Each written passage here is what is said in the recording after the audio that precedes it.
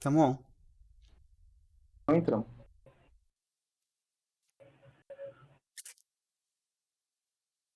E aí, galera, beleza? Está iniciando mais o sexto Codando TV, no assunto transição de carreira, com um convidado mais que especial. Um grande amigo meu, que já trabalhou muito comigo em duas empresas que eu já trabalhei, e ele veio aqui para estar ajudando a gente a entender um pouco mais essa transição e está trazendo muita da experiência dele para a gente, que é o Cássio Alves. Nossa formação original, hoje estamos na formação original, o Douglas, o César e o Léo. Cássio, se apresenta aí para a galera, mano. Fala galera, boa noite.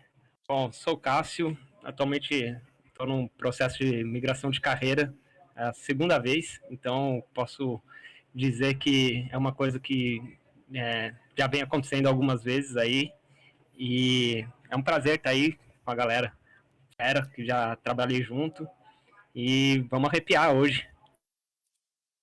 Sim, Obrigadão aí pela oportunidade. E da parte do qual vai ser o resumo de hoje, né? Qual vai ser os temas que a gente vai tá conversando, né? A gente vai estar entendendo um pouco mais a história da carreira do Cássio também, até para ele trazer muito da experiência disso para a gente. O outro ponto, a gente vai tá conversando um pouco, explorando um pouco do assunto, como que o QA hoje está no mercado trabalhando e talvez o que ele podia estar agregando mais hoje em dia no mercado.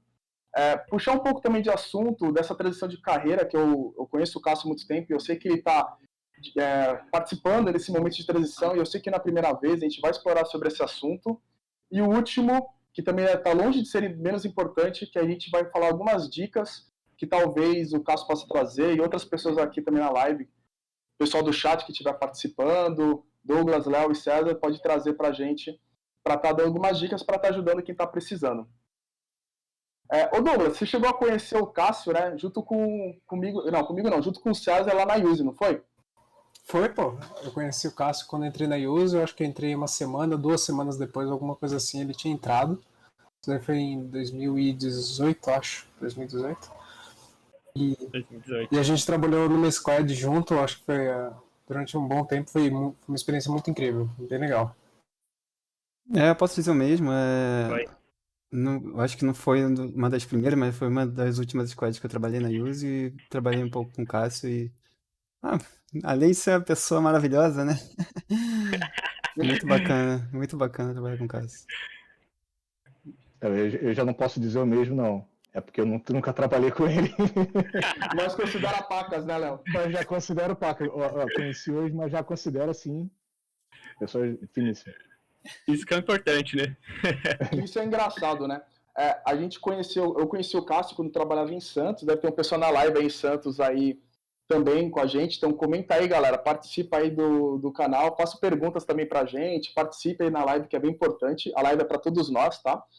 E é engraçado que o mundo é tão pequeno que eu trabalhei com o Cássio em Santos, um ano e pouco depois eu trabalhei com ele na Use, né, em São Paulo. Foi quando eu conheci o Douglas, conheci o César, e quase a gente trabalhou junto de novo, né? A gente estava conversando para eu trabalhar junto lá com ele, isso há um tempão atrás.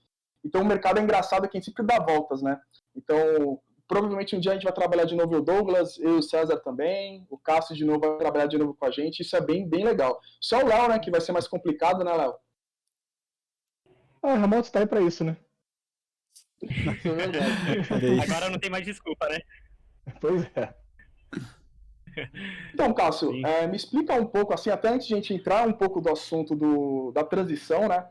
Vamos entender a carreira do Cássio, né? Porque eu acho que isso é bem importante para o pessoal ver tudo o que você chegou a passar, né? Como que foi essa tua carreira, Cássio? Boa. Vamos lá. Comecei no mundo de desenvolvimento de software lá em meados de 2011, como estagiário, né, que foi na empresa que a gente se conheceu, né, Rodrigo? Sim. Aqui em Santa e tal. Então, lá nessa empresa, eu fui de estagiário, fiquei um tempo numa equipe de sustentação, arrumando os bugs, e aí foi quando comecei a ficar incomodado com a quantidade de bugs que aconteciam. E lá na empresa a gente não tinha uma prática de automatizar os testes, né? Então as coisas aconteciam tudo sempre de forma manual. Tinha uma equipe de teste Então, era tudo separado. E aí, ficar corrigindo bugs começou a me incomodar. E eu falei, puta, isso aqui não é uma coisa bacana, então vamos pensar em alguma forma de evitar isso. E aí foi quando eu comecei a estudar sobre testes automatizados e como que a gente pode evitar que os bugs cheguem em produção. E aí a gente começou com algumas iniciativas lá dentro da empresa para estruturar pelo menos testes unitários, mas naquele momento, né, para a empresa não foi viável. Então a gente pensou de que outra forma a gente poderia evitar esses bugs em produção. E uma coisa que acontecia muito é que sempre a cada release da aplicação, sexta-feira, fazia-se um multirão de testes para validar se a aplicação continuava funcionando ou não. Então, tipo, a galera da área de teste, eles se juntavam, cada um pegava uma funcionalidade e ficavam testando, explorando para ver se aquela funcionalidade estava funcionando. E aí, na época eu já estava estudando sobre testes, e eu falei, putz, isso aqui não está muito viável de ficar dando manutenção, não é escalável. E aí, foi onde eu comecei a automatizar os testes, end-to-end mesmo. Então, já que a gente não vai investir em testes unitários, vamos tirar pelo menos esse trabalho das costas dos testers que tinha lá na época, de ficar testando a aplicação manualmente o dia inteiro para ver se encontrar algum problema, e vamos tentar fazer isso de alguma forma automatizada. Isso ainda era 2011, Cássio? Não, aí já... Isso daí eu já cortei uma boa parte da minha carreira lá dentro Aham. dessa Isso empresa. Que aí é ano era mais ou menos? 1990, Assim? isso aí, ó. Então. Aí, tipo, aí já era em 2000 por volta de 2017. Ah, tá. Não, realmente. Por volta de 2017. E aí, Que você puxou essa parte do desenvolvimento, né? Que a empresa não dava mais prioridade, mas isso acontece até hoje, né? Já faz um bom tempo que você fez, enfim, falou que isso acontece, que eu acompanhei isso, mas isso acontece também hoje em dia, né? Assim, em muitas empresas acontece isso, né? Estão começando, acontece, né? Às vezes, tipo, o anseio, aquela necessidade de colocar em produção alguma coisa é tão grande que alguma coisa acaba sendo deixada de lado. E aí é o que a empresa acaba... ela tem que escolher, né? Vamos deixar de lado, tipo, fazer uns testes automatizados que naquele momento talvez não vai trazer uma receita para a empresa, ou a gente vai investir mais com teste automatizado e entregar uma coisa com mais qualidade para os nossos clientes. Então, é tudo escolhas do momento da empresa, né? Então, isso daí varia muito. E aí, lá nessa... Ô, Cássio, só um ponto. O Danilo ajudou aqui a gente, ó, e falou aqui no chat que foi em 2016 que foi essa época. 2016. Faz um tempinho. Aí a gente começa a ver que a gente tá ficando velho já, né? Caraca. Mas tem uma diferença muito grande desculpa, tem uma diferença muito grande de mentalidade. 2011, eu acho que pouquíssimas empresas falavam de testes unitários, pra você ter ideia. Então 2016 já estava muito bem difundido. Agora, a questão da cultura do release a sexta-feira é bem complicado, né, cara? Nossa, sim. Era maçante. Eu tenho uma pergunta bem rápida, Cássio. Se for estender muito, a gente deixa para depois. É que você falou um ponto interessante. Você falou que a galera não estava fazendo teste unitário, mas era ok fazer teste end-to-end. É mais ou menos isso? Tipo assim. Ah, entendi. Tipo, a galera não adotou o unitário mesmo. Ou nenhum tipo de automatizado. Não adotou. Não. Aí, era a cultura da empresa, Cássio? Era a cultura da empresa? Era a cultura da empresa. E aí, o que a gente conseguiu fazer lá na época beleza. A gente entendeu que, a empresa entendeu que, de alguma forma, a gente precisava evoluir. E como que a gente poderia fazer isso de uma maneira menos... que impactaria menos todos os desenvolvedores. E aí foi que aconteceu, que tipo, eu saí ali do time de desenvolvimento e vamos dizer que eu fui pro time de qualidade. E aí eu comecei a pegar os cenários que os testers faziam manualmente e automatizar. Então, tipo, na época eu também não conhecia muito sobre automação de testes, mas aí eu já comecei estudar sobre o Selenium, o WebDriver, algumas coisas com Docker, e aí comecei já a enfrentar os problemas de massa de dados e como que a gente supria essa necessidade da massa durante os testes. E aí eu comecei a automatizar alguns cenários de testes. E aí eu comecei a dar treinamento para as pessoas dessa área de teste. Então, treinei, pelo menos 3 ou 4 pessoas, uma pessoa que nunca tinha programado, eu ensinei essa pessoa a programar para automatizar os testes, era uma pessoa da área de testes lá.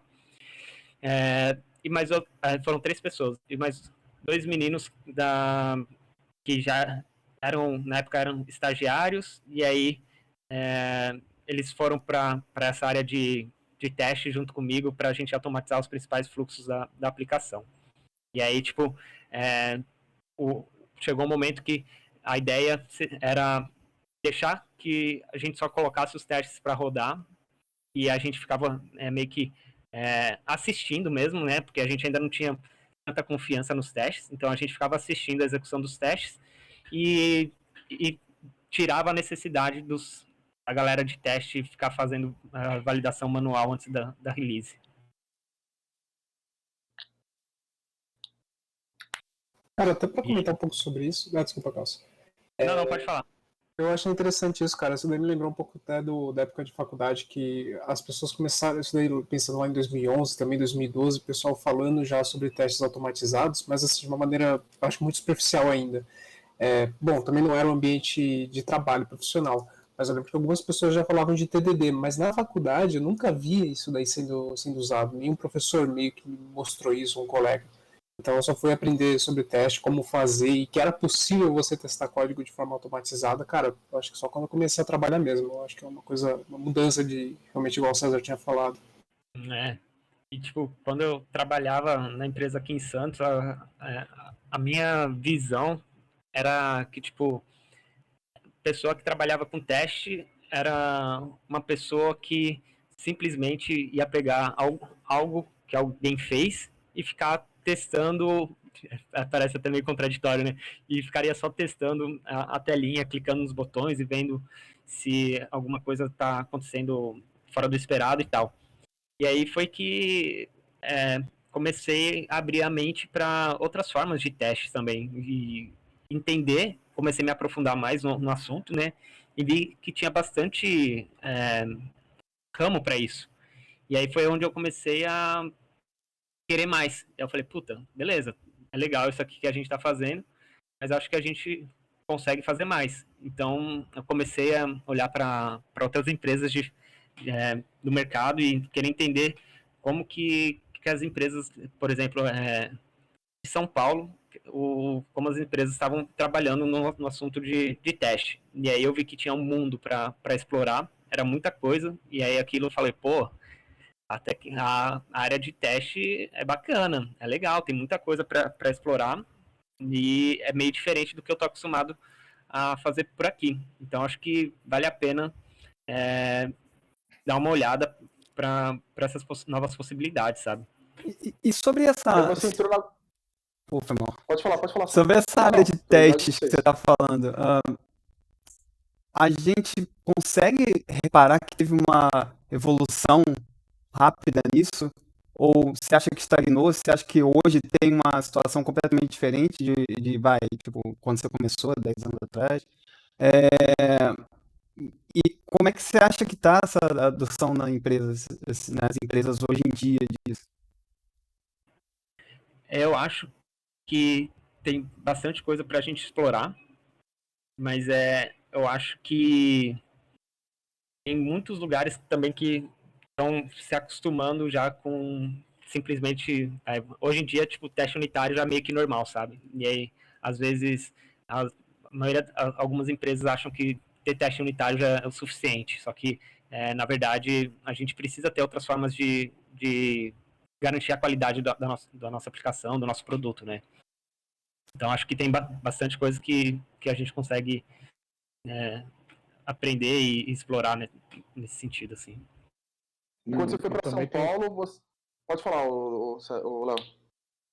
Eu ia falar que também as empresas, pelo menos as que eu passei, elas veem o QA assim, muito como você falou, Cássio, aquele cara que vai pegar os casos de uso escritos assim, vai fazer vai ficar clicando na tela e tal. Ou o QA vai ser o cara que vai escrever a infraestrutura para fazer os testes, mas é isso aí, entendeu? É o cara que tem o conhecimento do sistema, porém, eu não sei, eu vejo uma visão meio limitada. Eu queria saber, sei lá, o teu input nisso, porque para mim, sei lá, você pega um profissional que tem um potencial enorme e fala assim, mano, faz um trabalho manual, ou faz uma parada muito pontual, tipo assim, seta a infraestrutura aí para, sei lá, os desenvolvedores poderem testar. Mas é isso, acho que fica meio limitado, sabe, o que o QA pode fazer. Acho que uma coisa que eu acabei me dando muito bem na área de QA, como eu vim do background técnico ali, vamos dizer, então eu comecei, minha carreira comecei como desenvolvedor. Então eu vi que as pessoas que eram mais técnicas nesse mundo, eu posso chamar de mundo de QA, eles poderiam ter, vamos dizer assim, alguma vantagem se explorasse um pouco mais essa parte técnica, porque, QA não é uma pessoa que vai ficar só montando cenários para o desenvolvedor testar, sabe? Então, acho que a gente consegue fazer muito mais coisa e construir muito mais coisa do que só ficar preparando um cenário para o desenvolvedor. Acho que isso faz parte, isso é uma coisa que ajuda, mas não pode ser só a principal responsabilidade, certo? E aí, acho que uma outra coisa que me ajudou, foi interessante, que me ajudou bastante, é que eu sou... Minha esposa costuma dizer que eu sou preguiçoso, sabe? Então, eu sempre procuro otimizar as coisas que eu faço. Então, puta, se eu vou na cozinha, eu já procuro mais alguma coisa que eu tenha que fazer indo pra cozinha. Então, tipo, quando eu trabalhando como QA, eu sempre penso de que forma eu posso reduzir o meu trabalho para ter menos dor de cabeça depois. Então, a gente começa a pensar em ter uma visão sistêmica, né? Então, isso acaba ajudando muito no nosso dia a dia. Só um último comentário. Foi mal. Comentar só que eu achei muito interessante uma vez na Use, que a gente estava num cenário muito, muito complicado lá, prestes a lançar uma funcionalidade, e de repente em time, e o Cássio, eu acho que foi a pessoa que apontou um problema que ia ser impeditivo, que a gente não tinha percebido. Não lembro exatamente, era alguma coisa de edição de apólice. E aí o Cássio, principalmente por estar, assim, principalmente junto com PO ou PM, estava lá olhando o sistema como um todo e entendeu onde que ia ter um problema em um determinado cenário que ninguém mais tinha pego naquela época. Uma coisa bem legal. Que esse é um ponto, né? O Cássio, ele trabalhou em Santos, depois ele já galgou em São Paulo, né? Você trabalhou na Concrete, que agregou muito, trabalhou com a gente na Use, que, cara, foi... O Douglas trouxe um só dos exemplos, muitos exemplos que você ajudou e ajudou a contribuir muito lá na Use. E hoje em dia você também está na Adjo, né? E até um ponto que eu achei interessante que você comentou, que até parece que combinamos, mas a gente não combinou. O Cássio até acabou puxando um ponto que é um ponto que a gente ia levantar. Você comentou que hoje em dia o pessoal de tester, você imaginava que ele faz muito teste manual, né? E às vezes você achou, né, com toda a propriedade possível, que é mais do que testar, né? É mais do que fazer isso. E pelo menos da minha parte, da minha visão, eu vejo hoje que o QA, eles estão muito, muito voltados, não voltados, mas eles estão sendo limitados, sendo que o QA, pelo menos na minha concepção, tem uma visão muito grande, desde o começo, para participar junto com o PO, na parte de estudo de caso, de impactos, esqueci outra palavra, tanto no desenvolvimento quanto no final na entrega, né? O QA ele participa de um processo inteiro e às vezes a interpretação que eu vejo do mercado é que ele fica num nicho específico que na última ponta. É como se fosse só, tipo, a qualidade é só para garantir que o desenvolvedor fez certo, né? Uhum. O que tu vê nisso, Cássio? Que ponto você vê nisso de visão? E qual foi tua experiência, até na Ádio, na Use, enfim, empresas mais recentes que você trabalhou, referente a isso? E o que você acha sobre isso? Acho que para ajudar a responder essa pergunta, vou devolver uma pergunta para todo mundo aqui. Para vocês, o que é qualidade? Acho que é uma pergunta que parece ser simples, mas muitas vezes cada um tem uma interpretação diferente. E aí, na opinião de vocês, rapidamente assim, definir qualidade para vocês em uma frase, o que seria? Menos bug em produção. Não, uma frase, tá certo. E até antes do Douglas e o Léo falar, gente, referente até a pergunta do Cássio, comenta aí no chat. Eu vi a pergunta aí do DSHPM, a gente já vai fazer, mas responde a pergunta do Cássio aí, quem tá online. O que é a qualidade para vocês em uma frase? Resuma aí pra gente também entender vocês e interagir. Douglas, fala aí qual é o que é a pergunta do Cássio aí. Pô, ainda tô raciocinando aqui, cara. Eu também tô, Léo, passei a bola pra ti, Léo. E aí, Léo? Pô, jogaram a batata quente, tá? Cara, qualidade é controle e gerência de alguma coisa, da qualidade. Eu acho. Mas o que seria controle? O que seria um controle, Léo? Interpretação que você falou de controle. Controle de ter algo... Eu penso mais como se fosse na gerência de projeto mesmo. Você tem o PMI, por exemplo, ele tem umas visões umas palavras que são muito parecidas. O controle sei lá, não faz tempo que eu não estudo isso, mas eles têm palavras muito, muito parecidas para praticamente a mesma coisa, só que são processos próximos, mas que fazem coisas diferentes. Então, o controle, cara, não consigo pensar num exemplo muito bom, mas como você tem que pensar como você vai acertar a qualidade, ser assertivo, como você vai controlar isso, métricas e como você vai melhorar, gerenciar, tem várias coisas. O Bassi... Pensei. Ou fala, Douglas. Quando a expectativa encontra a realidade. Então, quando as coisas dão certo, elas dão certo. É tipo isso, cara. O F. Bassic comentou que qualidade é estabilidade no processo de deploy a longo prazo. Boa. Sim, ó, já tem mais gente respondendo aqui, ó. O Luiz, Luiz MCPI, a visão dele é que a qualidade é o grau de utilidade esperado ou adquirido de qualquer forma, verificável através de forma dos elementos constituídos do mesmo e pelo resultado do seu uso. A palavra qualidade tem um conceito subjetivo que está relacionado com a percepção, necessidades e resultados de cada indivíduo. Passa a referência aí do Wikipedia aí. Tá falando uma coisa. Esse aí brisou, hein? Caraca. Da minha parte... Tem outra resposta aqui também. Qualidade Fala é a aí, garantia que o processo está correto, do CVB Martins. Acho que é isso. E o DSH falou que a qualidade é a garantia de satisfação da necessidade do cliente, que é o que o Douglas comentou também. A expectativa e a realidade, né? Então, a minha visão em qualidade, cara, sem querer ficar em cima do muro, mas eu acho que é tudo isso que o pessoal falou e talvez muito mais, porque qualidade faz parte desde o início do processo, até o final dele, tá ligado? Tu acha o que disso, Ficou fácil pra você. Agora ficou fácil de informação. Pra mim, a resposta correta é que não tem resposta correta. Qualidade, quando a gente fala de qualidade, depende.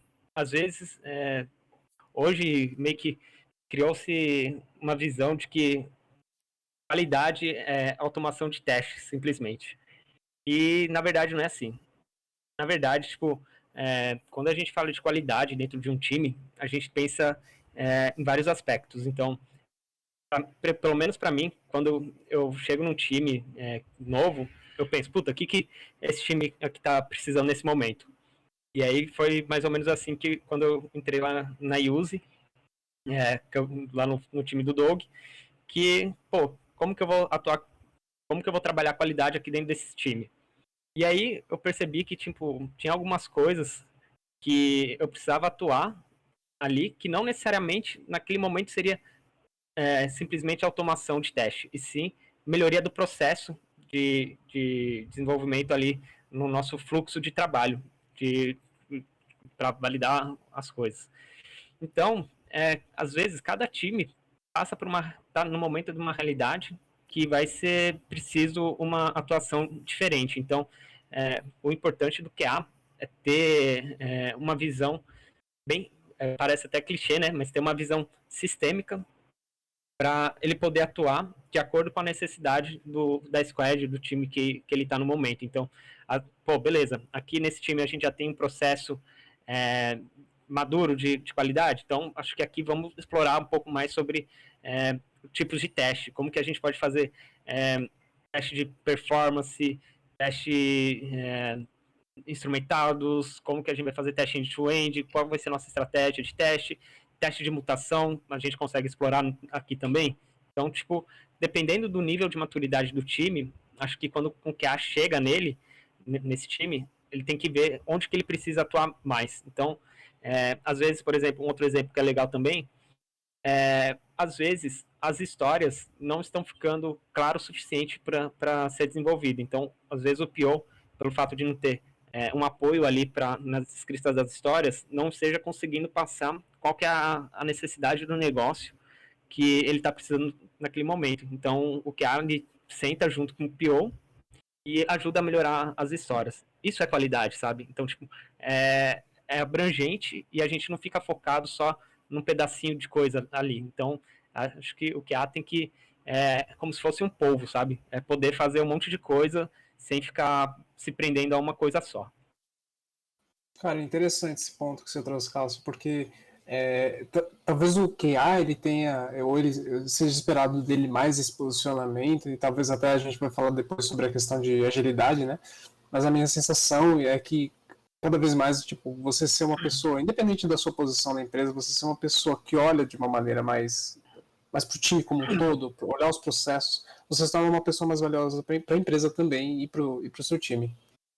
Sim, concordo E assim, plenamente. Cássio, eu já trabalhei com você, eu já trabalhei também com outro amigo nosso, que é o Felipe, que na minha avaliação são os dois melhores QAs que eu já trabalhei.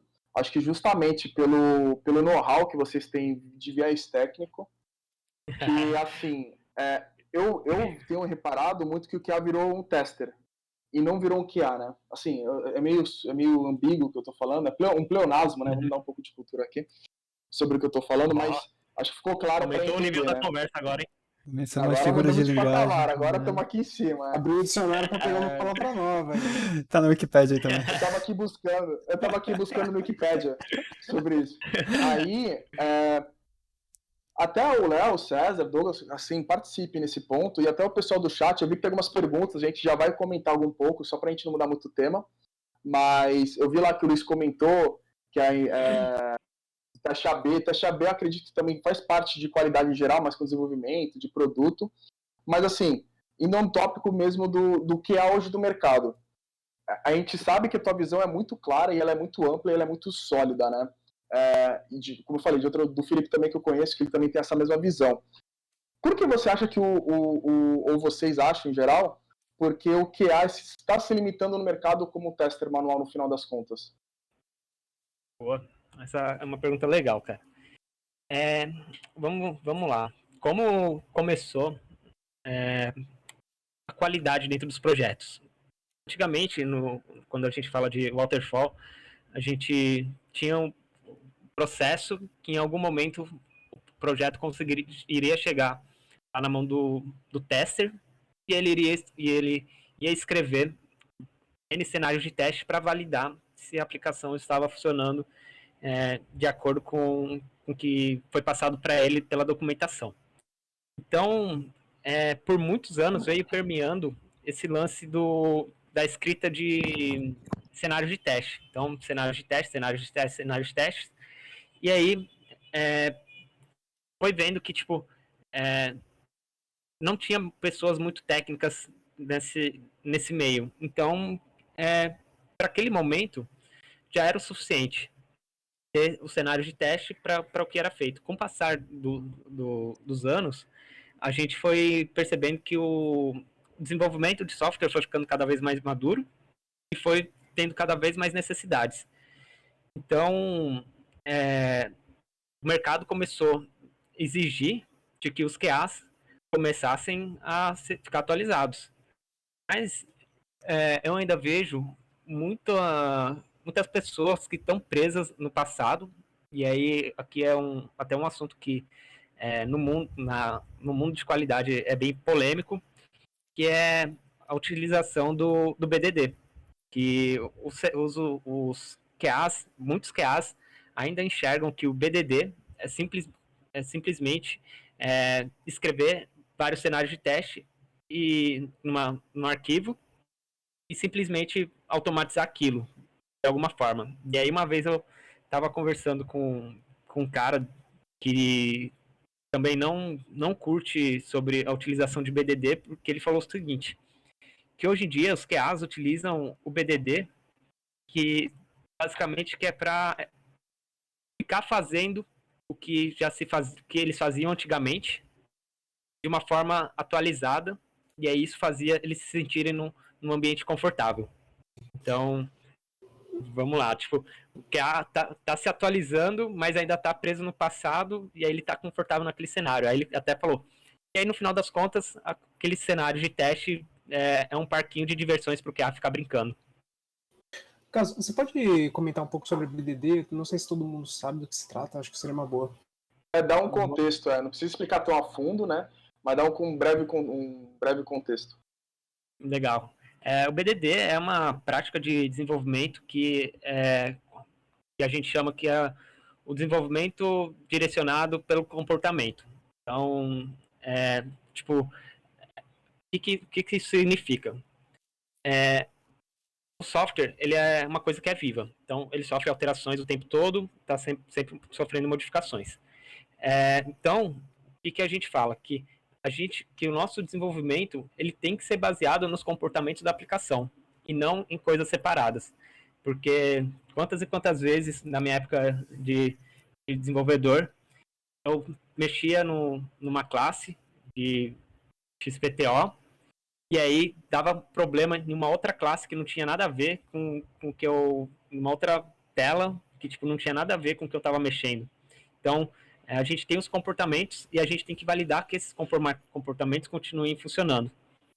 E antigamente, os testers eram muito baseados nos cenários de testes. Então, meio que uma coisa que eu vejo que está acontecendo em alguns lugares, os QAs olharem para os cenários de testes que eles escrevem ali, que eles falam que é o BDD, mas o BDD é um envolvimento de todas as partes de olhar para o comportamento da aplicação, sabe? Então, tipo, não adianta só o QA ficar escrevendo os cenários de teste se não tem um envolvimento ali do desenvolvedor, de UX, do PO. Meio que vai ficar uma coisa que era feita antigamente. E aí a ideia do BDD é ter uma participação do conjunto de pessoas para a gente pensar nos comportamentos daquela funcionalidade. Cara, eu diria também que o BDD, você falou uma ferramenta de desenvolvimento, eu diria que é uma ferramenta de comunicação acima de tudo, porque, cara, o quão ele é limitado, né? Mas muitas das vezes a limitação te faz focar no processo e faz você usar aquilo ali, aquela ferramenta que você tem, assim, tipo assim, 5 ou 6 keywords, sei lá, que você pode usar só, e você tem que se limitar naquilo ali. Então, se todo mundo falar a mesma língua, a galera acaba, né, depois que aprende, lógico, depois que se acostuma, eu acho que acaba se comunicando de uma maneira mais efetiva, sabe? E é claro que a gente puxa isso para o desenvolvimento também, usando as ferramentas para usar aquele mesmo texto, digamos assim, no código, né? O que para mim fecha o ciclo perfeitamente. Porque assim, primeiro um ponto, até desculpa cortar, comenta aí você, gente, se tá legal o áudio, tá legal a imagem, que a gente tá, às vezes tu vê eu, o Léo, o Douglas e o César olhando pro lado, às vezes que a gente tá tentando ler o chat com vocês, ver se a imagem tá legal, o áudio tá legal, então dão feedbacks pra gente se adequando no meio do caminho, tá? E até aproveitando, quem não se inscreveu no canal, se inscreve, tá? Fazer aquele merchan. A gente tá com 30 seguidores, entrou gente nova aí, que pelo menos a primeira vez que está entrando, então se inscreve no canal aí pra nós. E até voltando pro assunto do Cássio, que ele tá puxando na parte do tema do o que é hoje em dia ser mais tester, no meu ponto de vista, Cássio, acho que um dos motivos é que como agora o desenvolvedor tá fazendo muito a parte de teste, acho que já está muito sólido, pelo menos, não sei aí, eu acho que o Léo pode trazer uma experiência para a gente da Europa, mas o mercado que eu vejo aqui em São Paulo, cara, o que antes, o cara sabe teste unitário, o cara é especialista, o cara é foda. Não, cara, hoje em dia o cara sabe teste unitário tem que ser mínimo pleno, o cara tem que saber, velho, né? Já é algo meio que trivial, tá ligado? Implícito E eu já, não né? sei se Já isso... precisa.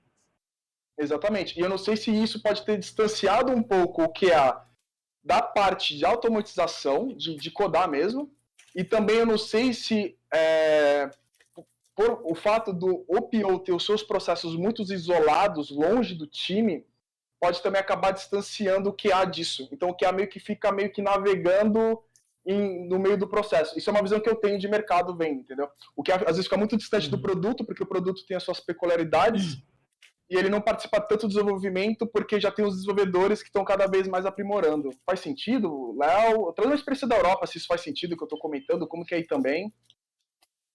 Cara, eu vou dizer assim, infelizmente, em duas empresas que eu passei aqui, o QA, ele estava responsável por fazer a coisa mais banal do mundo, que seria fazer um último round de testes para falar assim, cara, a feature está pronta.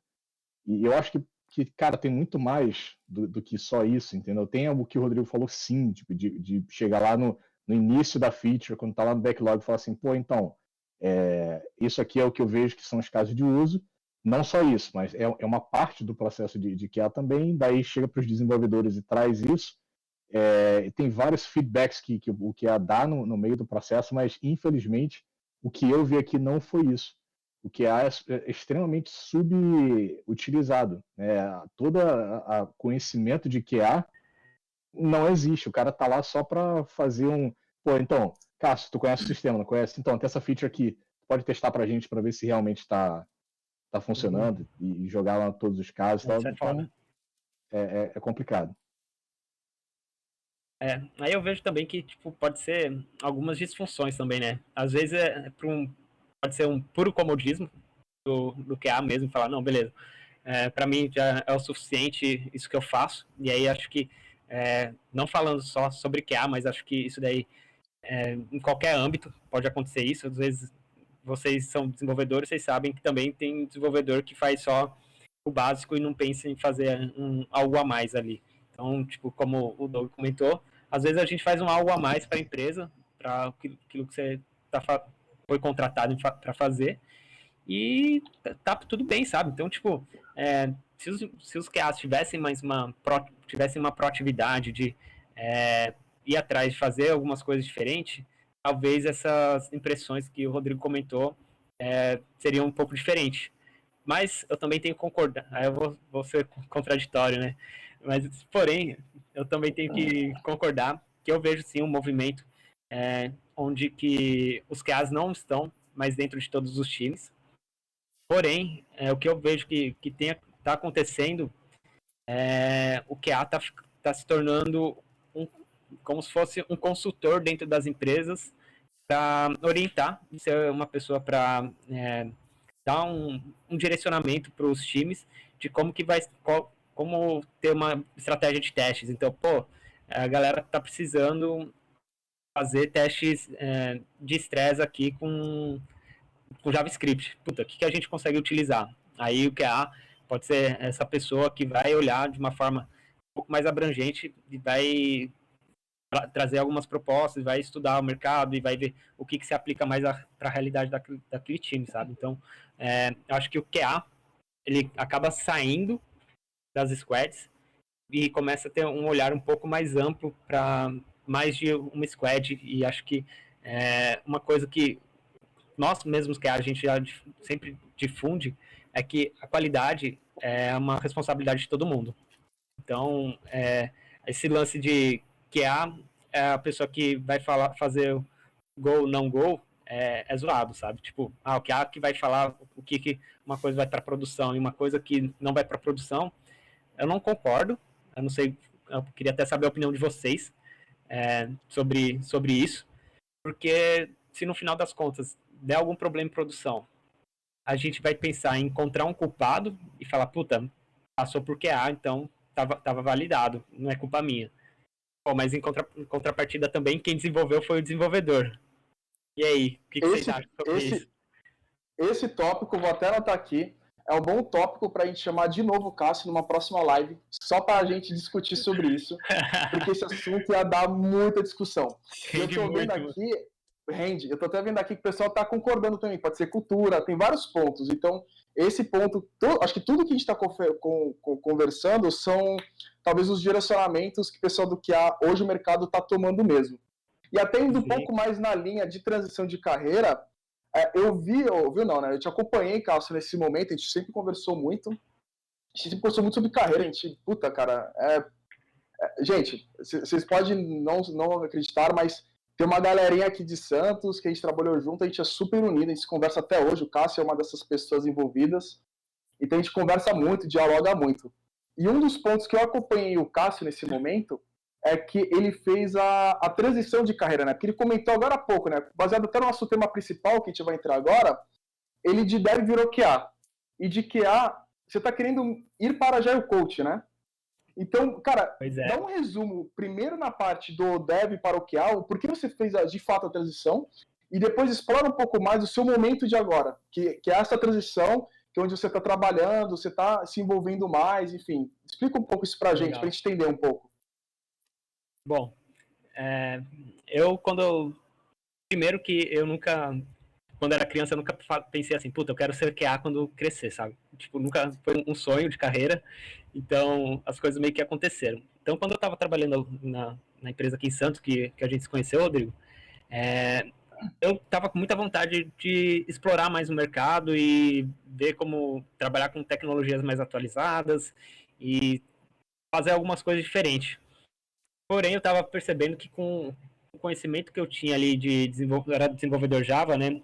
Como a gente trabalhava com tecnologia muito antiga, e aí até o pessoal do chat acho que vai lembrar aí sobre esse momento, o Rodrigo também deve lembrar, era difícil de conseguir um emprego aqui em São Paulo que desse uma oportunidade para quem não tinha experiência pelo menos com Spring. Então, eu acabei tendo essa dificuldade de conseguir um trabalho aqui em São Paulo, mas aí como eu já estava automatizando testes, de alguma forma, apareceu uma oportunidade para trabalhar lá na Concrete como QA. E aí, a Concrete eu falo que foi a minha faculdade de QA, né, porque foi onde eu aprendi muita coisa. Tinha uma galera muito boa lá na época. E aí, eu tive muita sorte que o meu gestor lá da época, o Fred, ele era uma pessoa técnica também.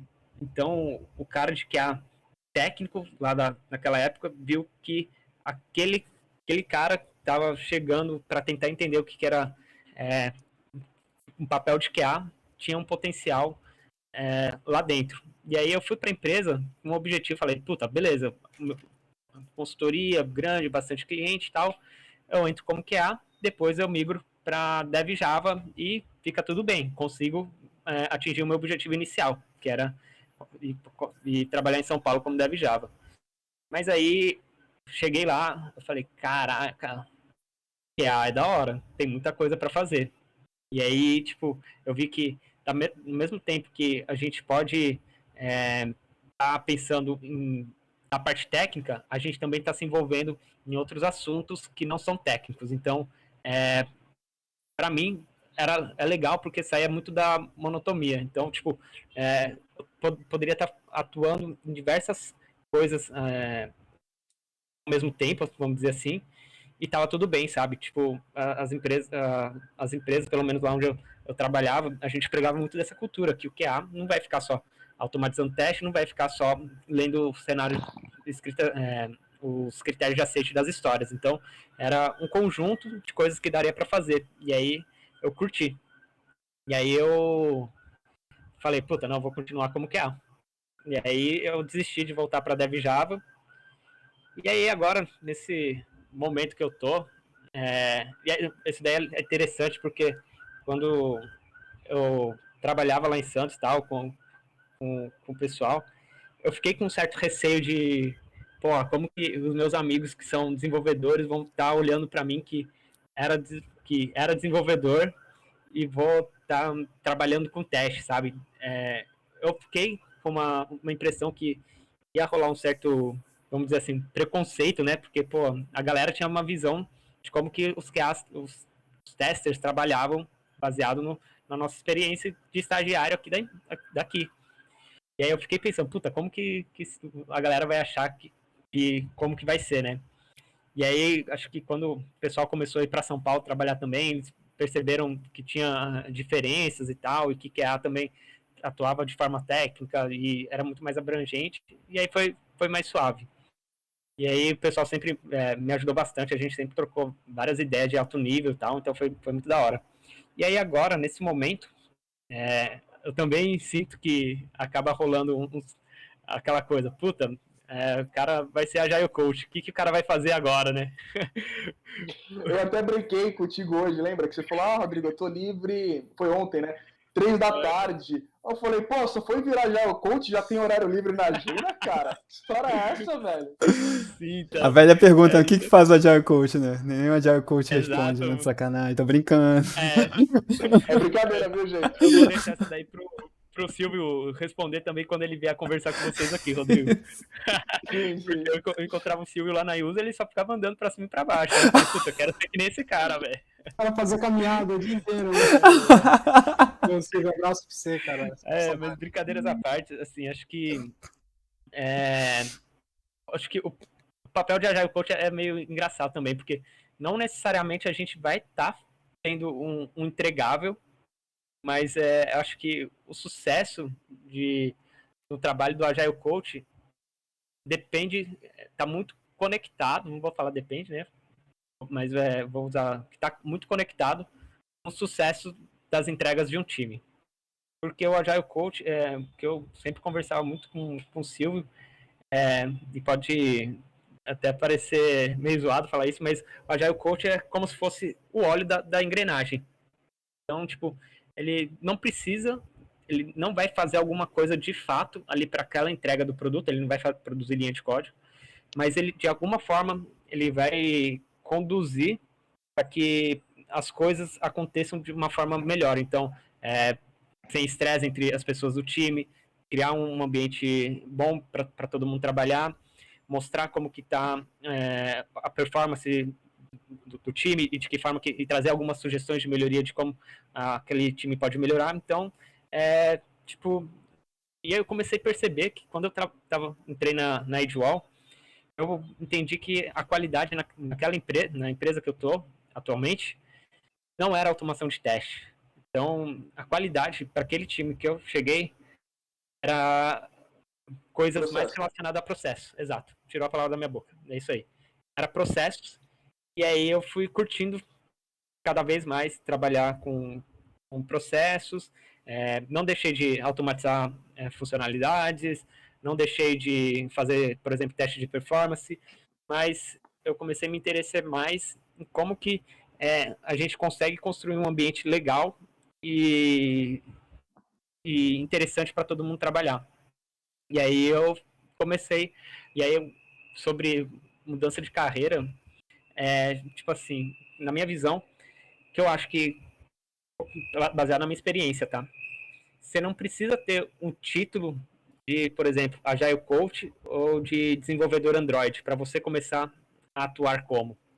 Quando as pessoas começam a te reconhecer, por exemplo, como Agile Coach, como um agilista ali da empresa, então significa que você já está fazendo coisas e que é questão de tempo para que uma transição de carreira aconteça. Da mesma forma que às vezes uma pessoa que às vezes até uma pessoa de outra área, de CXista, por exemplo, interesse em desenvolver Android, ela começa a fazer algumas coisinhas e começa a conversar com os desenvolvedores até uma hora que, quando os desenvolvedores precisarem de uma pessoa, por que não já dar uma oportunidade para essa pessoa que está aqui dentro e a gente já conhece e já trabalha com a gente, sabe? Então, acho que antes da gente pensar em transição de carreira, comece a fazer aquilo que você gostaria de fazer no futuro, sabe? Porque assim, isso é interessante, Cássio, porque... Então, acho muito interessante, porque assim, Você falou claramente um bagulho que vai ter sobre um tópico, tá, gente? Sobre autogestão na semana que vem com o Silvio, que é um dos pontos que você falou, que é coisa baseada em papéis. Tem cargos e tem papéis. Nesses papéis você tem algumas atribuições. E depois acaba, acho que está acontecendo contigo de maneira natural, você está migrando de cargo por causa das ignições de papéis. E você deu o exemplo do Android. Ô César, você era back-end antes de também migrar para Android, não era? Isso, era assim. Essa transição também foi de código? Foi como o Cássio comentou de cima, foi pegando coisa, ou você quis também a gente mudar? Até para me dar uma outra visão também. Tá, acontece que eu sempre gostei muito do front, tá? Eu comecei minha carreira como front. E Mobile não é front, pelo amor de Deus. Android não é front, pelo amor de Deus. Não é. Não, falando de cliente. Mas depende. Mas Pelo vamos lá. amor de Deus. Vamos lá, cara. É que tem conexão. Conflito. Eu comecei muito como front. Polêmica! Era a parte que eu gostava muito, né? De interação com o usuário, de layouts e... Bom, toda essa parte do front mesmo. Acontece que na época não era tão bem remunerado. Então eu fui guiado mais ou menos pela grana mesmo. Pro back-end. Acabei gostando da coisa. Depois eu virei o famigerado full stack. Só que assim, sempre fiquei com aquilo de, cara, a parte do back-end é maneiro e tal. Tipo, é legal fazer as paradas funcionarem, coisa e tal. Mas eu queria ter mais contato com a interface de usuário. E era uma coisa minha, sabe? Tipo, eu sempre gostei mais. E aí depois de um tempo a remuneração pro front-end foi melhorando e tal. E aí depois veio o mobile. E aí eu comecei a ficar interessado pelo mobile porque eu conseguiria juntar o conhecimento que eu adquiri no back-end e a parte que eu gosto de interface de usuário, interação com o usuário.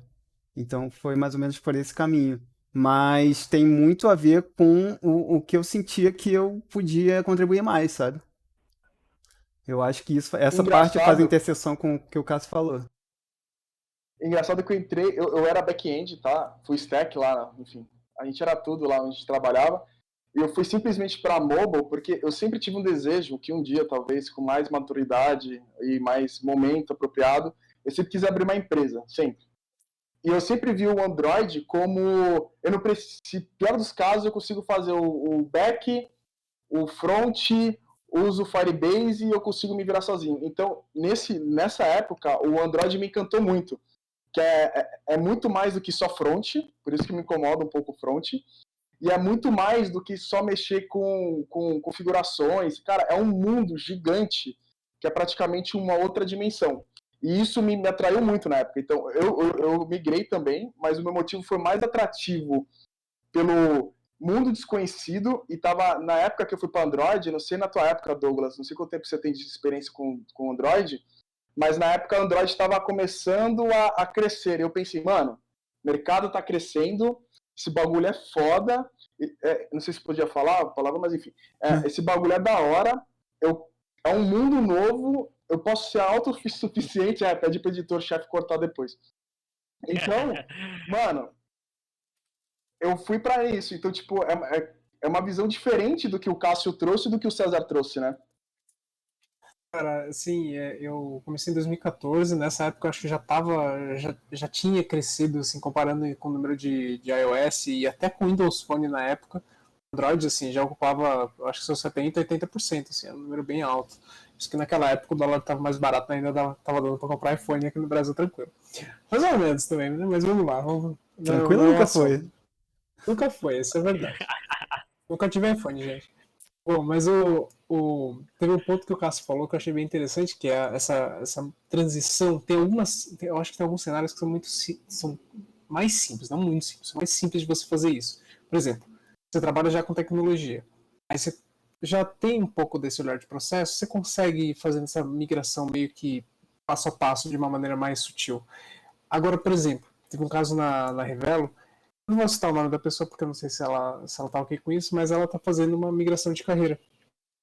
Começou a estudar, fez um curso de Android e trabalha numa área totalmente separada da empresa, totalmente separada. E aí começou a falar comigo e com o César, porque sabia que a gente era os devs Android, a gente deu umas dicas e tal, ajudou.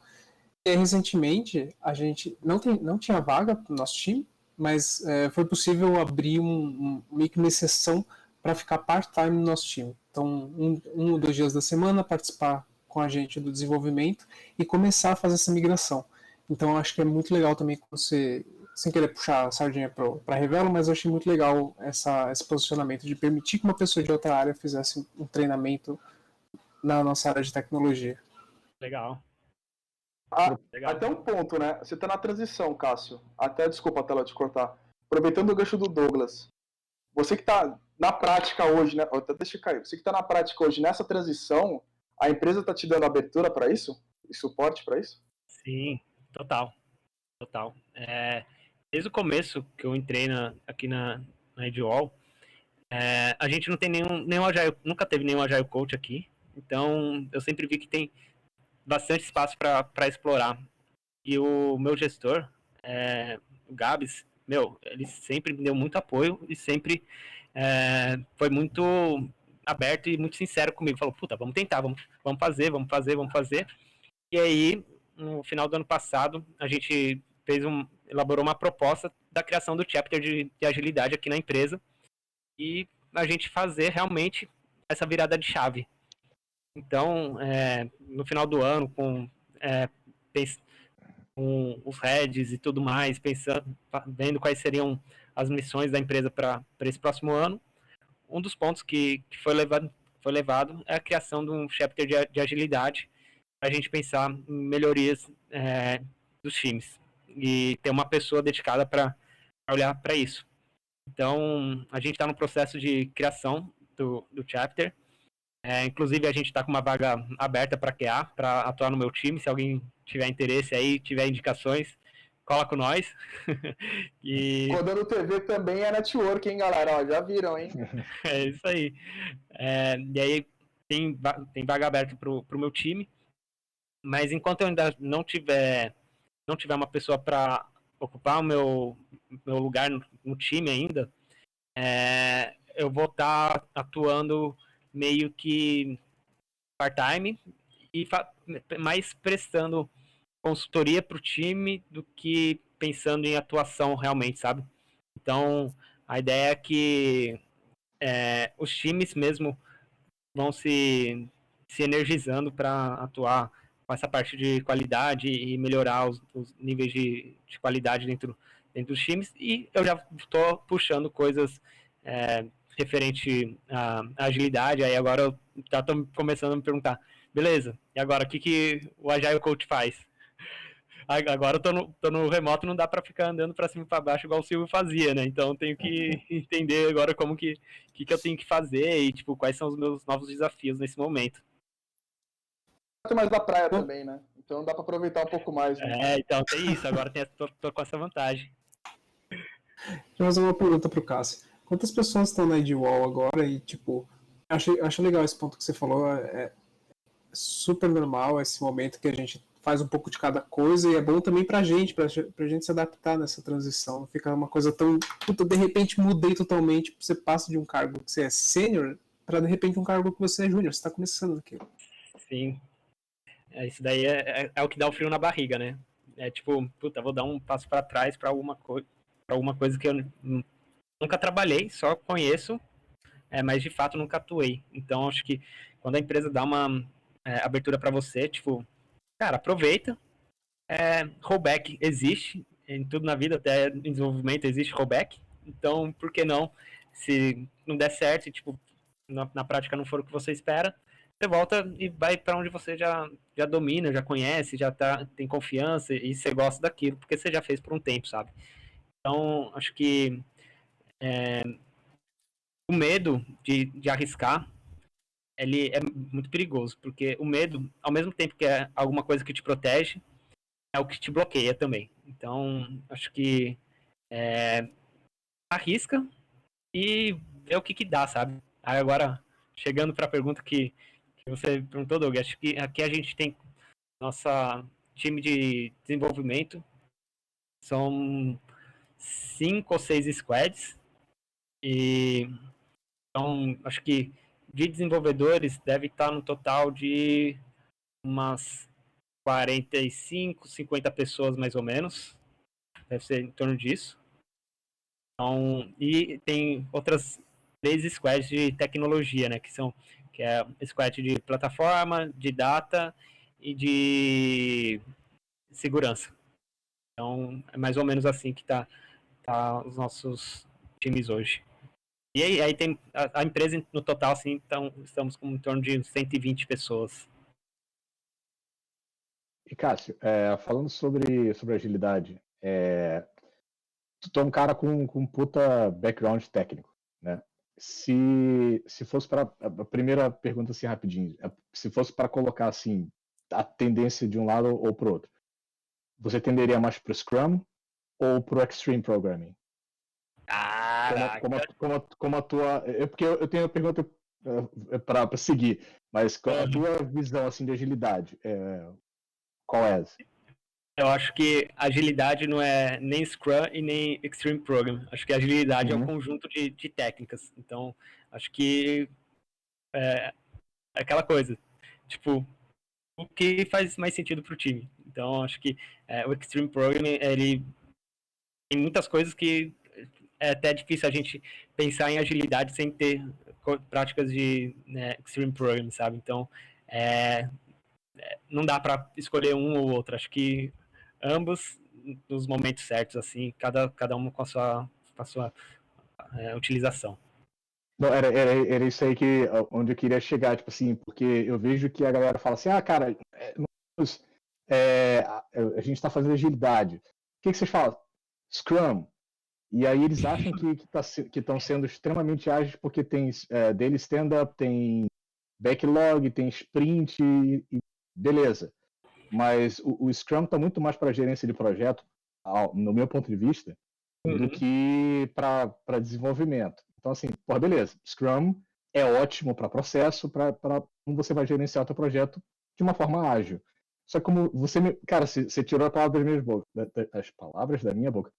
Você falou assim, cara, sem as práticas do Extreme Programming, você não tem como sustentar o Agile. E eu concordo em gênero, número e grau com você, porque são essas práticas, por exemplo, você tem você como QA, ou ex-QA, transicionando, você sabe que sem cobertura de teste, sem você ter teste, você não tem como fazer o refactor, por exemplo. E o refactor é a base da coisa do Agile, né? Porque você tem que poder mudar. Como é que você muda com segurança sem teste? E aí quem te fala, quem tipo, fica a mesma coisa, sim, a mesma coisa é fazer ter deploy contínuo, né? Como que você vai ter deploy contínuo se você não tem práticas de Extreme Programming? Tipo, a agilidade é a gente entregar mais rápido as coisas para os nossos usuários. E se a gente não tiver essas práticas que você mencionou, a gente não vai estar atingindo a agilidade. Então, não dá para desvincular uma coisa da outra, né? Então, tipo assim, a tua transição, assim, cara, tu já tem um background técnico muito bom. Então, assim, talvez seja só adquirir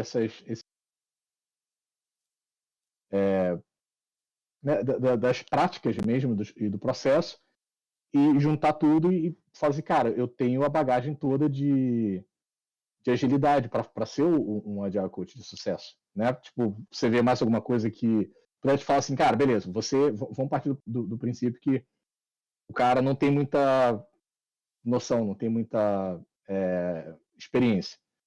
O que você fala assim, cara, eu acho que onde eu estou agora eu consigo reconhecer que essas experiências estão sendo boas para mim e reconheço que ainda faltam algumas coisas e quando eu chegar lá eu vou me achar um profissional completo. O que você colocaria assim como sei lá, dica ou como um roadmap para um Agile Coach? Legal. Acho que uma coisa que eu já escutei falar e concordo, mas tem que ter muito cuidado também, é que o Agile Coach precisa ter uma caixinha de ferramentas. Né? Então, em cada momento, o Agile Coach vai utilizar uma ferramenta específica que faz sentido. Então, putz... uma caneta, até mesmo, eu lembro da caixa de post-it do Silvio, né? Então, o cara tinha uma maleta do 007 cheia de post-it. Então, pô, isso daí é ser Agile Coach. Não, peraí. Não, o Jair Coach entra na Calunga e pira, né? Ele entra assim na Calunga, meu Deus! Meu Deus! Inclusive é um sintoma. Se você entrou na Calunga e falou, meu Deus, eu quero isso daqui na minha casa, cara. Você, Não. por favor, vamos fazer um coach de coach. Só um parênteses, a minha esposa, ela atuava como Agile Coach, agora ela tá atuando como PO. Aqui em casa é cheio de post-it pra cima e pra baixo. É post-it na geladeira, nas paredes, tudo quanto é canto tem post-it aqui. Então, acaba sendo intrínseco, né? A gente tá meio que natural em você. Mas acho que, voltando à pergunta do Léo, acho que pro Agile Coach chegar lá no final e falar, puta, tive sucesso, é questão de práticas. É pegar, sentar e fazer alguma coisa, sabe? Acho que a melhor forma da gente aprender é a gente fazendo e passando conhecimento. Se a gente ficar só ali na literatura, vendo um monte de coisa, você vai acabar ficando perdido. Literatura é sim importante, mas a prática acho que é o que vai fazer o diferencial, né? Então, não adianta o Agile Coach saber fazer N retrospectivas diferentes, cada uma com uma dinâmica diferente, se ele não vai aplicar no momento a retrospectiva ideal para aquele momento do time, sabe? Então, é fazer uma leitura do que está acontecendo e saber e ver o que baseado na literatura eu posso usar para esse momento. Então, acho que vai ser muito questão de prática e viver várias realidades de vários times. Então, eu estou bem empolgado porque aqui tem time de inteligência artificial que pessoal a gente conversa e basicamente a resposta que eles falam é assim, beleza, é legal isso de planejamento, refinamento, mas para nossa squad não funciona.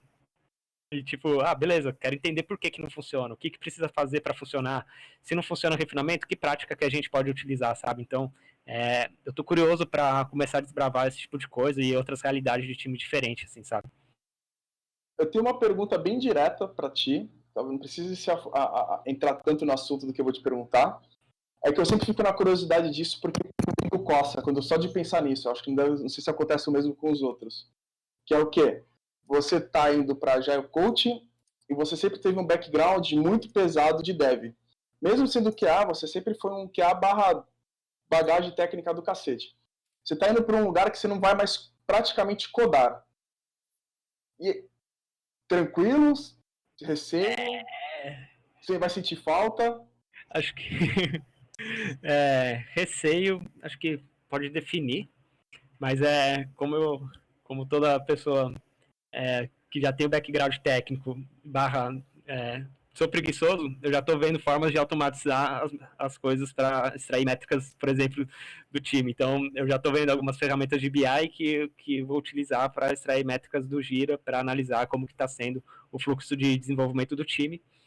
E eu já vi que dá para customizar algumas coisas lá dentro. Então, de alguma forma, ainda vou atuar um pouco ali nessa parte técnica, mas acho que esse vai ser o meu maior desafio, porque realmente como você mencionou, eu sempre vim do background técnico e eu fui meio que saindo aos pouquinhos e acho que nesse momento eu quero pensar mais em pessoas e processos do que a parte técnica, sabe? Então, eu quero ver como que vai ser. Eu não tenho uma resposta se eu estou tranquilo com isso e parar de desenvolver, mas eu estou curioso.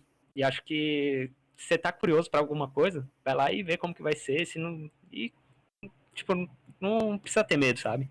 É só ir ver, testa, é o que eu tô fazendo.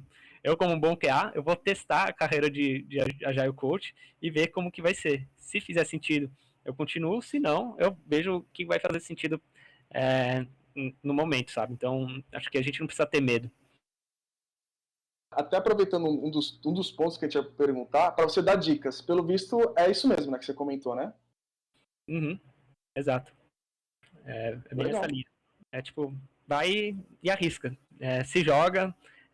Acho que a gente tem que correr para o nosso X. A gente tem que encontrar o que você quer fazer.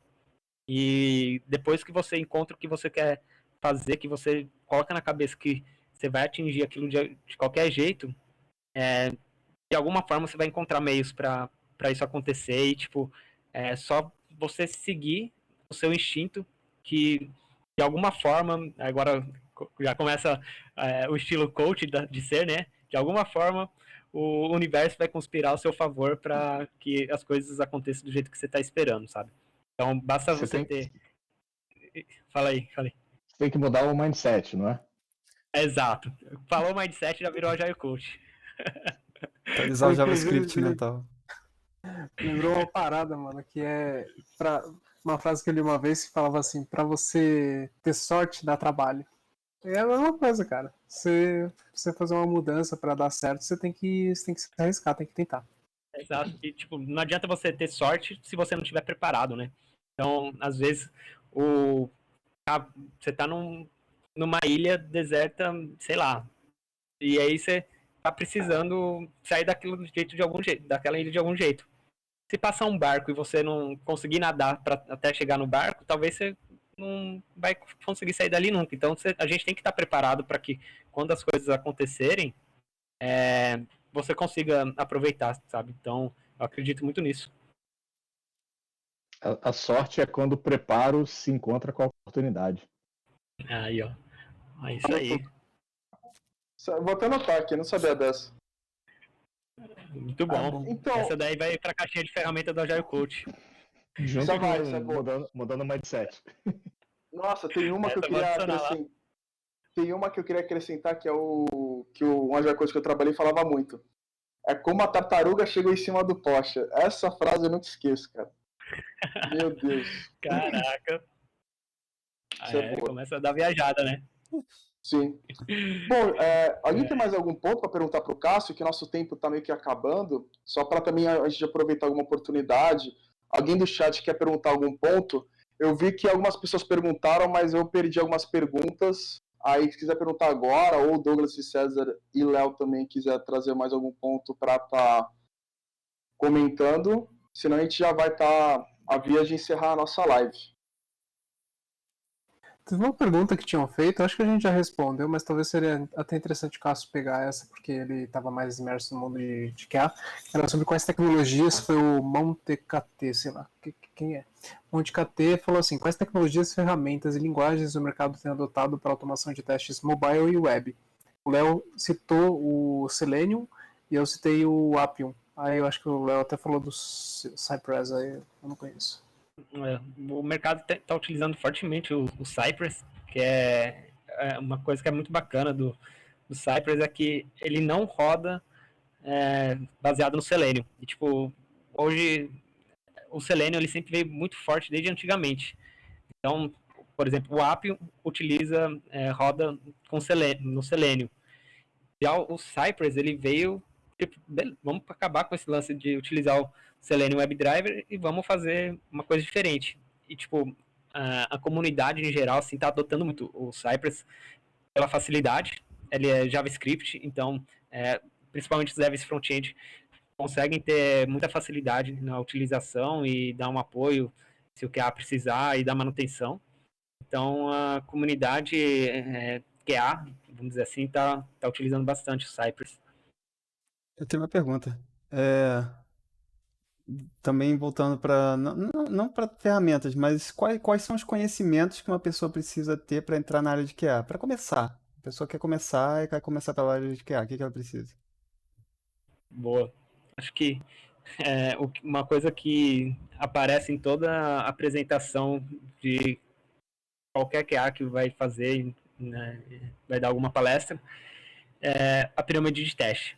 A pirâmide de teste aparece em todas as talks que os QAs fazem. Então, tipo, entender quais são os tipos de teste que existem, o que vai aplicar em cada momento. Então, tipo, o que é um teste unitário, como que a gente pensa em cenários diferentes de teste, quais são as ferramentas que é possível utilizar em cada parte dessa camada, dessa pirâmide de teste, pensar em como vai ser a interação PO, QA, Dev. Acho que são algumas coisas que uma pessoa que esteja com vontade de ingressar na área de QA pode começar a refletir. Boa, valeu.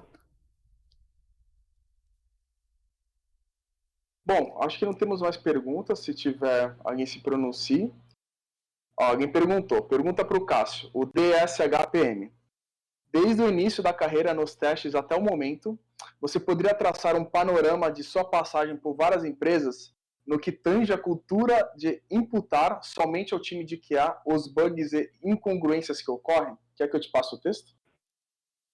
Caraca, se você conseguir resumir a pergunta aí, já ajuda. Vamos lá. Pela tua experiência... Tá. Calma aí, Entendi. também tô tentando resumir, mas Acho que... fala aí, Douglas.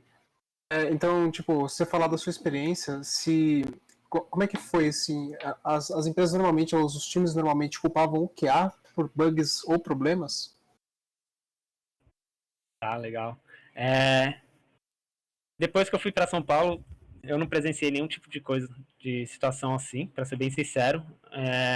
Acho que eu escutei isso daí uma vez e eu concordo que é o seguinte, se um aplicativo, um projeto, uma aplicação, ela não tem bugs, significa que essa aplicação possivelmente está morta, porque ela não está tendo atualizações, ela talvez não tenha usuário suficiente para ter necessidade de coisas novas. Então, acho que o mindset da galera das empresas de São Paulo acabou sendo um pouco diferente, sabe? Tipo assim, a gente sabe que existem bugs, e é meio utópico falar que não vão existir bugs, mas os riscos maiores, eles têm que ser mitigados. Então, putz, eu não posso deixar subir um bug que vai causar um problema gigantesco para os meus usuários. Mas talvez, tipo, um bugzinho pequeno ali de layout, que uma frase vai ficar um pouco mais para a direita do que deveria ficar, tudo bem existir, e às vezes é engraçado, porque a gente às vezes até sabe que existem alguns bugs, só que, tipo, até uma coisa que a gente fala é o bug feature, né? Que, tipo, é um bug, mas que as pessoas já aprenderam a conviver com ele e já estão usando aquela coisa do modo errado. Então, bugs existem, sempre vão existir, e acho que é utópico achar que vai ter uma aplicação sem bugs, sabe? Uma coisa que eu não sei, a gente não falou, acho que passou despercebido, mas essa pergunta me fez me acendeu uma luz na cabeça, que é a cultura de DevOps, né? Que é justamente isso, tipo assim, cara, os desenvolvedores simplesmente empurravam o código para os QAs e para a galera de infra, né? Porque para testar, galera de infra para fazer o deploy. E então, assim, tem uma cultura já há um tempinho, tá mudando isso, que a galera de desenvolvimento meio que adotar para si cada vez mais essas duas responsabilidades, né? Testar cada vez mais dentro do time, e ainda assim com a figura do que acho extremamente importante, mas o desenvolvedor puxar mais a responsabilidade e também fazer o deploy, né? Faz parte dessa cultura de DevOps, né? Exato. Eu acho que, tipo, é meio que um tripé, sabe? Agilidade, qualidade e DevOps. Então, tipo, meio que tá tudo muito interligado ali, e uma coisa, se não tiver funcionando bem, vai ter dor de cabeça. Então, acho que essas três coisas devem estar rodando legal para os times terem bastante energia para fazer as coisas, sabe? Então, gente, eu quero primeiro agradecer o Cássio por ter sido... O Cássio é nosso primeiro convidado das nossas lives, tá? Para quem está acompanhando a gente está fazendo uma dinâmica de trazer convidados, então quem tiver interessado em ser convidado e está querendo trazer experiência para a gente num tema que a gente faça o entorno do próprio convidado para estar participando, manda e-mail para o codando.tv@gmail.com. A gente já vai colocar aqui no chat, é só mandar lá para a gente ajeitar o calendário. E o Cássio é o nosso primeiro cara, isso vai ser marcado para sempre no Codando TV, que é o nosso sexto capítulo do Codando. O Cássio é o nosso primeiro convidado e trouxe para a gente uma experiência violenta sobre isso. Cássio, vocês são os fãs. que agradeço. Quer agradecer alguma coisa? Quer comentar alguma coisa? Eu queria agradecer muito aí a vocês, parabenizar a iniciativa, que acho que é bem legal isso que vocês estão fazendo. E, tipo, conversei com alguns amigos meus sobre isso que vocês estão fazendo aqui e a galera falou, puta, que legal, é uma coisa interessante.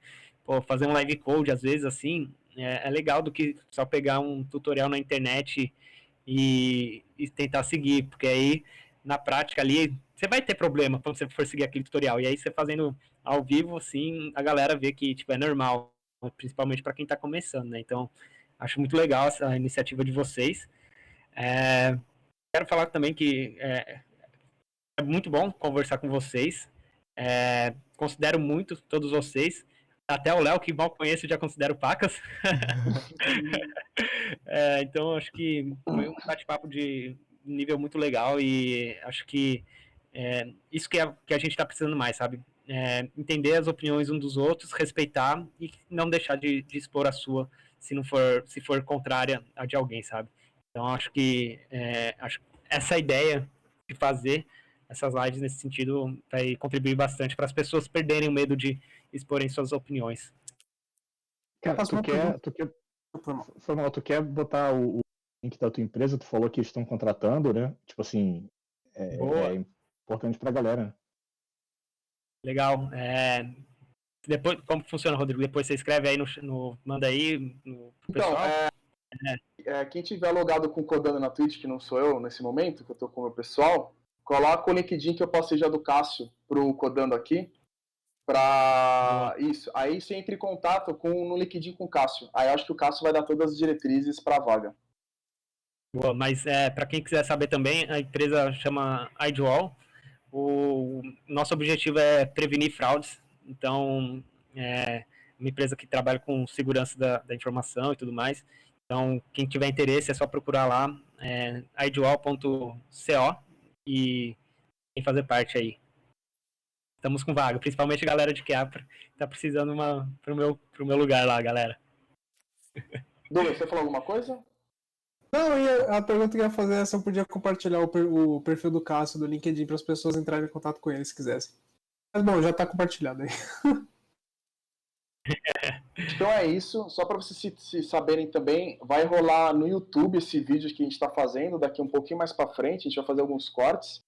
Então, mais para frente também vocês vão ver mais Cássio aí em cortes do Codando TV. Tá bom, gente? Muito obrigado aí pela participação de todos. Quem quiser participar das próximas, não esqueça de mandar o e-mail e não esqueça de se inscrever no canal que não é inscrito. Tá bom, gente? Obrigado, viu? E boa noite. Valeu, galera. Obrigadão mais uma vez. Valeu, boa noite.